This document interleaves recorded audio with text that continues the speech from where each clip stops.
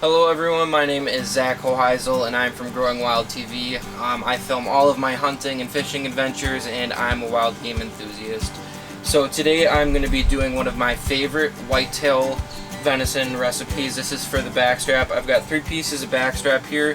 2 of them are already nice and cleaned up. When I freeze my backstrap, I normally keep this piece of white sinew on there that helps it during the freezing process. So I already have 2 of them cleaned up. Having a super sharp knife helps with this, so I'm going to get this 3rd one cleaned up, and then I'll show you how I do this recipe.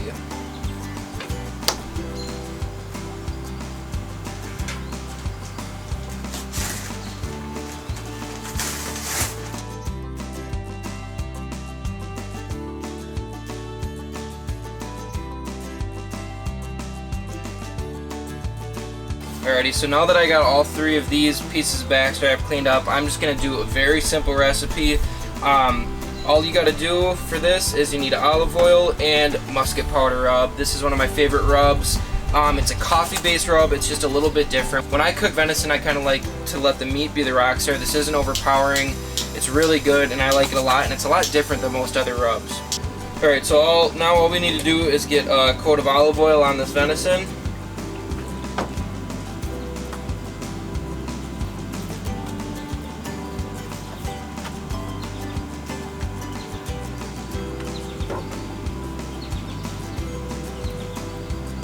Rub that in. Once we got that olive oil on there, all we need to do is add our musket powder. And this rub, you got to put a lot of it on. It says right on the cover, completely cover, then add a little more. So that is what I'm going to do.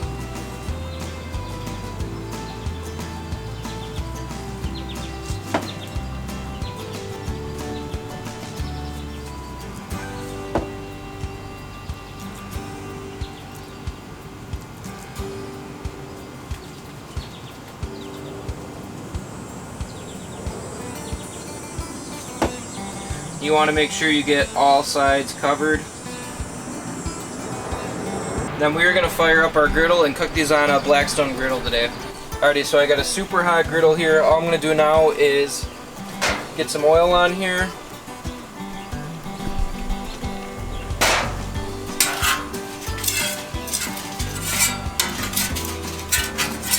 I got this thing cranked up. So these I want to cook, always cook venison medium rare. To me, if you go any more, just too much.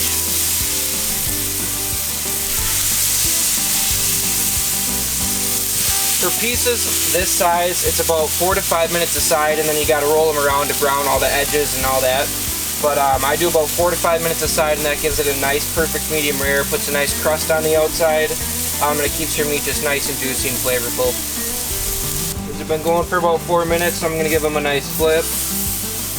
Man, they got this nice crust on them.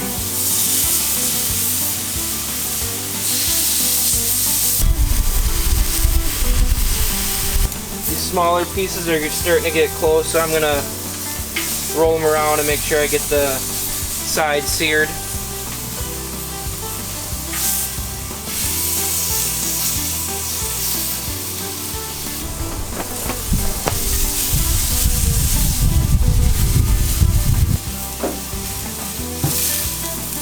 Alrighty, so I pulled these off the grill, and a very important part of this process is you have to let your meat rest. I cooked that meat for about 10 minutes total, so I let the meat rest for 5 minutes. This looks really good. I'm going to slice into this big piece now. I got this de facto chef's knife. I'm going to cut it into thin pieces. And that is perfect.